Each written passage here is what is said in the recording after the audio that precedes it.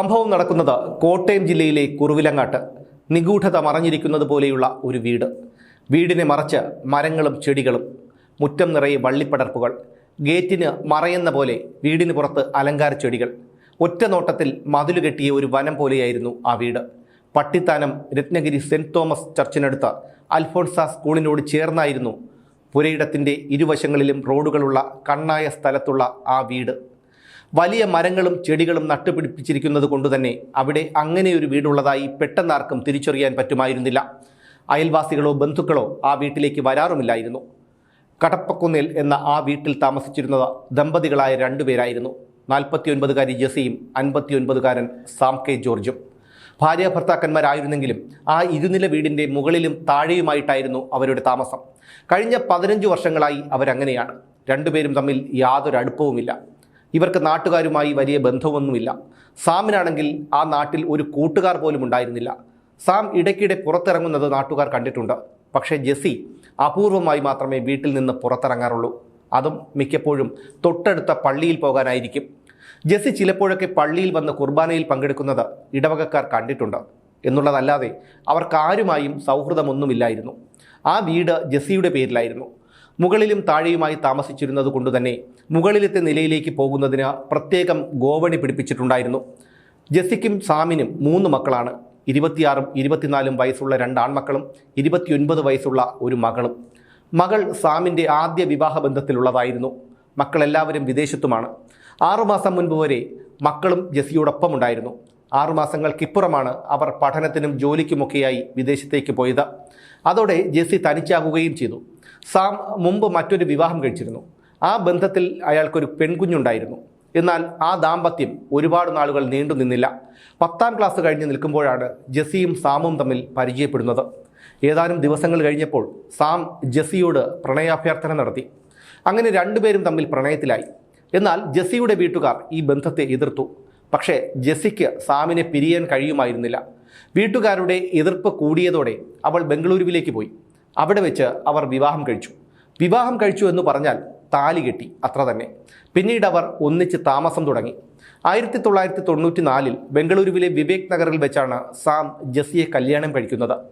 ഇവർ പള്ളിയിൽ വെച്ച് വിവാഹം കഴിച്ചു എന്നാണ് ചിലർ പറയുന്നത്. പക്ഷേ വിവാഹം രജിസ്റ്റർ ചെയ്തിട്ടില്ല. പാസ്പോർട്ട് അടക്കമുള്ള രേഖകളിൽ ദമ്പതിമാർ എന്നു തന്നെയായിരുന്നു ഉണ്ടായിരുന്നത്. വിവാഹം കഴിഞ്ഞതിനു ശേഷം ഇവർ ജിദ്ദയിലേക്ക് പോയി. പിന്നീട് വർഷങ്ങൾ കഴിഞ്ഞാണ് കോട്ടയം കാണക്കാരിയിലെത്തി അവിടെ വീട് വെച്ച് താമസമാക്കുന്നത്. 3 മക്കളുമായും സാമിന് ഒരടുപ്പവുമില്ലായിരുന്നു. സാമിന് ഒരുപാട് സ്ത്രീകളുമായി വഴിവിട്ട തരത്തിലുള്ള ബന്ധങ്ങളുണ്ടായിരുന്നു. ജെസി വീട്ടിലുള്ളപ്പോൾ പോലും അയാൾ മറ്റു സ്ത്രീകളെ ആ വീട്ടിലേക്ക് കൊണ്ടുവരുമായിരുന്നു. ഇത് ജെസിക്ക് താങ്ങാവുന്നതിലും അപ്പുറമായിരുന്നു. അങ്ങനെയാണ് രണ്ടുപേരും അകൽച്ചയിലായതും വീടിൻ്റെ മുകൾ നിലയിലും താഴത്തെ നിലയിലുമായി താമസം തുടങ്ങിയതും. ജെസി സാമിൽ നിന്ന് നേരിട്ടത് സമാനതകളില്ലാത്ത ക്രൂരതകളായിരുന്നു. പക്ഷേ പൊതുവെ ഒതുങ്ങിയ സ്വഭാവക്കാരി ആയതുകൊണ്ടും വീട്ടുകാർ എതിർത്തിട്ടും താൻ തിരഞ്ഞെടുത്ത ബന്ധമായതുകൊണ്ടും അവർ എല്ലാം സഹിച്ചു ജീവിച്ചു. പിന്നീട് മക്കൾ വലുതായതിനു ശേഷം അവർ പറഞ്ഞാണ് ജെസിയുടെ ബന്ധുക്കൾ കാര്യങ്ങളെല്ലാം അറിയുന്നത്. കുറച്ചു ദിവസങ്ങളായി ജെസിയെ പുറത്തെങ്ങും കാണാനില്ലായിരുന്നു. മക്കൾ എന്നും ജെസിയെ ഫോൺ ചെയ്യാറുണ്ടായിരുന്നു. ഒരു ദിവസം പലവട്ടം അവർ വിളിച്ചു. പക്ഷേ ജെസി ഫോൺ എടുത്തില്ല. അങ്ങനെ അവർ തങ്ങളുടെ ഒരു കുടുംബ സുഹൃത്തിനെ വിളിച്ച് കാര്യം പറഞ്ഞു.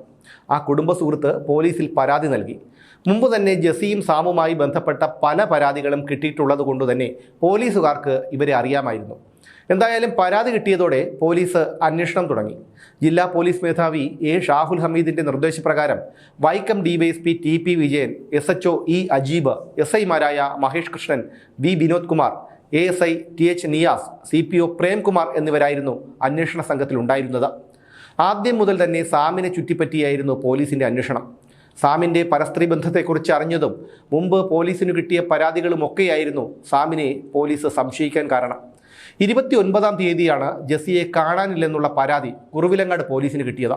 പരാതി കിട്ടിയ പോലീസ് അന്വേഷണം തുടങ്ങി. പക്ഷേ സാമിനെ കണ്ടുകിട്ടിയില്ല. അതോടെയാണ് സാം ഒളിവിൽ പോയെന്ന് പോലീസിന് മനസ്സിലായത്.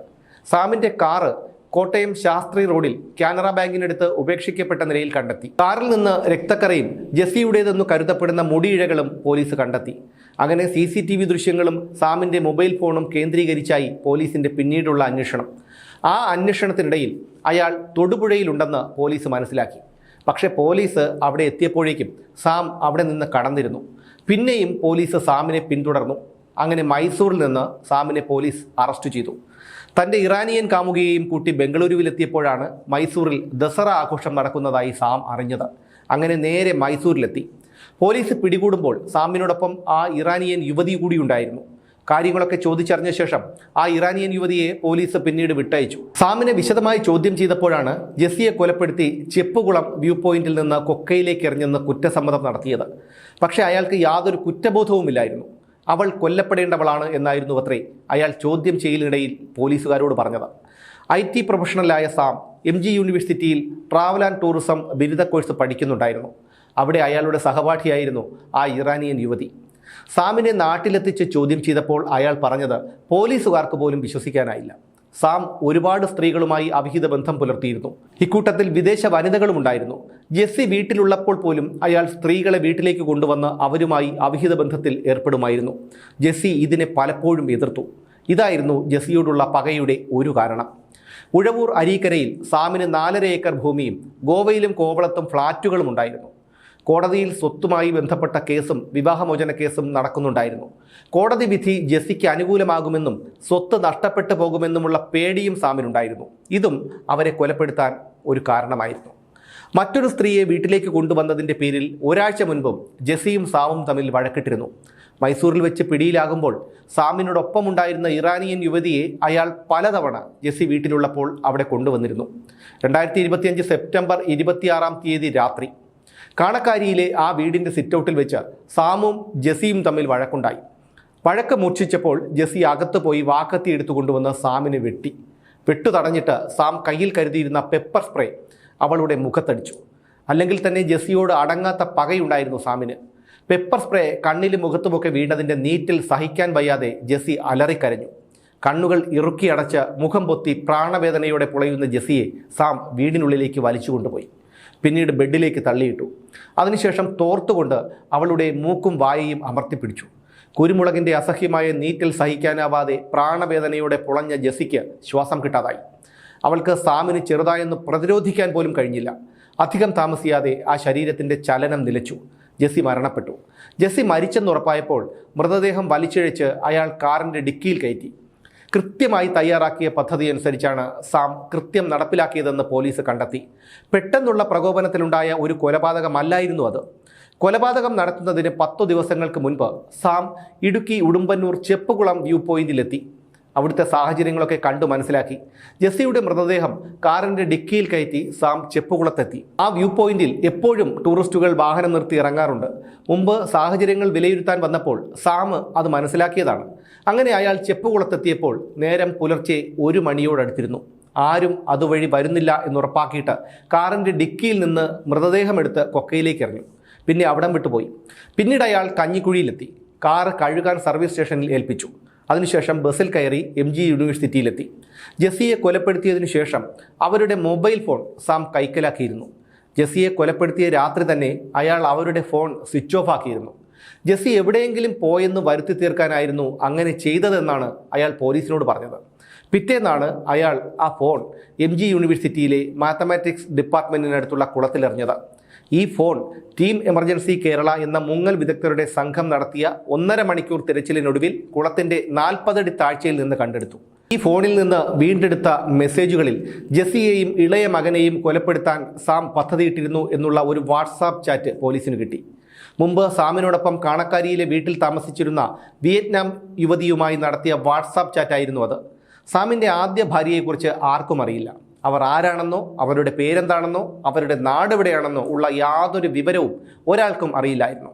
ഒരിക്കൽ ഈ സ്ത്രീ വീട്ടിൽ വരികയും ആ ബന്ധത്തിലുണ്ടായ കുഞ്ഞിനെ തന്നെ ഏൽപ്പിച്ചിട്ട് തിരിച്ചുപോയെന്നുമാണ് സാം പോലീസിനോട് പറഞ്ഞത്. മാത്രമല്ല ആദ്യത്തെ ഭാര്യ മറ്റൊരു വിവാഹം കഴിച്ച തമിഴ്നാട്ടിൽ ജീവിക്കുന്നുണ്ടെന്നും അയാൾ പോലീസിനോട് പറഞ്ഞു. ആദ്യ ഭാര്യയിലെ ആ മകളെയും ജെസ്സി സ്വന്തം മകളെപ്പോലെ തന്നെയാണ് നോക്കിയിരുന്നത്. വിയറ്റ്നാം, ഇറാൻ, ഫിലിപ്പൈൻസ്, UAE എന്നീ രാജ്യങ്ങളിലൊക്കെയുള്ള സ്ത്രീകളുമായി വിദേശത്ത് വെച്ച് അയാൾ പരിചയത്തിലാകുകയും അവരുമായുള്ള ബന്ധം തുടരുകയും ചെയ്തിരുന്നു. ചെപ്പുകുളം വ്യൂ പോയിന്റിലെ 50 അടി താഴ്ചയിലായിരുന്നു ജെസ്സിയുടെ മൃതദേഹം കണ്ടെത്തിയത്. അതാകട്ടെ വല്ലാതെ ജീർണിച്ച നിലയിലുമായിരുന്നു. കുറുവിലങ്ങാട് പോലീസും കരിമണ്ണൂർ പോലീസും അവിടെ എത്തിയിരുന്നു. തൊടുപുഴ അഗ്നിരക്ഷാസേനയിലെ ഉദ്യോഗസ്ഥരാണ് മൃതദേഹം കൊക്കയിൽ നിന്ന് മുകളിലെത്തിച്ചത്. പിന്നീട് അവിടെ വെച്ച് തന്നെ ഇൻക്വസ്റ്റ് നടത്തി പോസ്റ്റ്മോർട്ടത്തിനായി കോട്ടയം മെഡിക്കൽ കോളേജിലേക്ക് കൊണ്ടുപോയി. പോസ്റ്റ്മോർട്ടം കഴിഞ്ഞ ജെസ്സിയുടെ മൃതദേഹം Pathanamthitta Kaipattoor saint Ignatius orthodox പള്ളി സെമിത്തേരിയിൽ അടക്കം ചെയ്തു. ഒരു പ്രണയം അങ്ങനെ ആ സെമിത്തേരിയിൽ അവസാനിച്ചു.